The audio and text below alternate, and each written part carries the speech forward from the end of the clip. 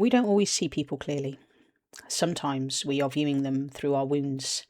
And I did a really recent client session where I helped her see that how she was seeing her sister was cast as the villain. And what I want to share with you in this video is how you perceive someone to be. That's how they must show up. And I want to enlighten you and help you heal so that people can actually change around you. So when I did this session with this client, just a few days ago now, she sent me a message afterwards that said it was one of the best therapeutic sessions she'd ever had because she had so many light bulbs that went off for her. And what I was able to help her see was that she was casting her sister as the villain because it provided her a benefit. And I want you just to think about in your life right now, is there anybody in your life that you have cast the role of the villain to? And just stop and think for a minute. Who is that person that you think is the baddie? Because you see, when we cast somebody as the baddie, we cast someone as the villain, we're actually giving them a reason not to heal. And if you understand how reality is created, reality must operate according to what your beliefs are. So if you think that someone is a bad person, they must act and behave according to your beliefs. But here's the best bit. As you start to heal, your wounds will heal and people will stop behaving as it is you are seeing them. Because I did a session with this client 6 weeks ago, the same client, and I helped her work with her mother. And then her mother, she completely changed how she was being around this client again, because I sat and I asked her some really key questions.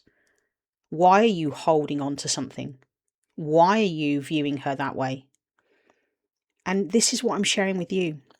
If you are somebody that has a grudge with somebody, and I met a man when I was watching cricket a couple of weeks ago, and he told me about his friend who 20 years ago, his partner had cheated on him, and he still held that grudge 20 years later. But the point to understand is, for all the while that you hold on to a grudge, you don't allow that person to change and heal and grow and move. And I want you to think about this in this video here. When you say that someone has to be a certain way, so if you view, let's say, a narcissist, and you say they are narcissistic, you will only see the traits that you associate with narcissism. You won't see them for who they are. This doesn't make it all right for people to treat you the way that they do. But I'm coming from my own reflections in my own work. Not just that I do with clients, but in my own life. And I knew that how I was viewing my partner, that was meaning that she had to show up exactly as I was viewing her. I viewed her as somebody that wasn't very well. She, had very high dietary requirements.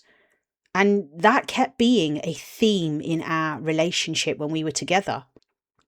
So I was viewing her as somebody that was not very well most of the time and had issues with her food. So that became the forefront of our relationship until I did the healing, until I started healing my own mother wound. That allowed my partner to change. And all of a sudden, we went from not speaking about her illness or her not feeling so good or what was wrong, and we didn't focus on any of that because she didn't need to trigger that inside of me. And I want you to think about that. Every trigger is personal to you. And what happens in reality that we live with? All of our triggers are leading us home to ourselves. So if somebody triggers you, that is a gift to your healing. But the purpose of this video is to help you understand that you're casting somebody as a baddie. You're casting somebody as a villain because it is a benefit to you.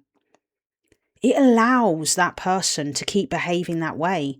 It allows you to say, well, they're never going to change. Have you said that?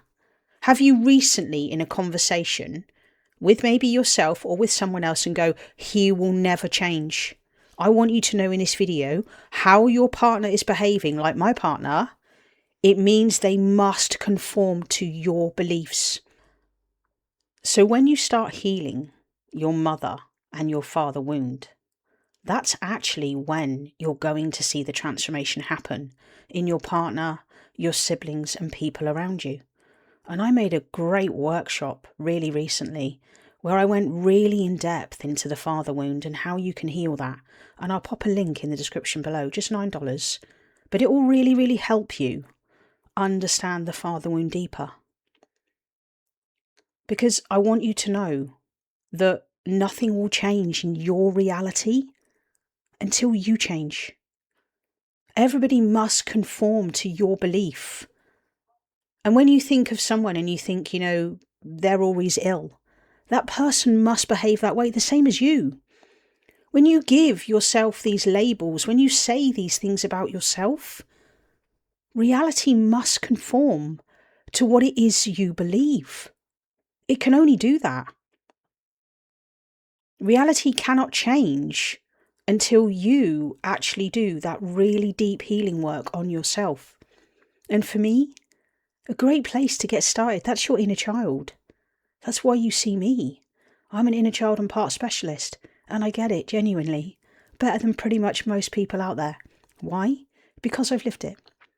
Because I've spent the last decade healing my inner child.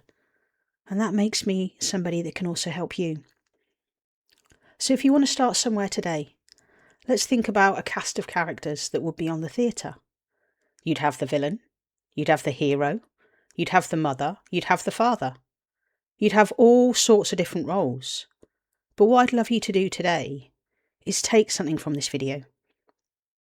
Use your phone, use a piece of paper and a blue pen, and simply write down whoever it is that is in your circle of 5.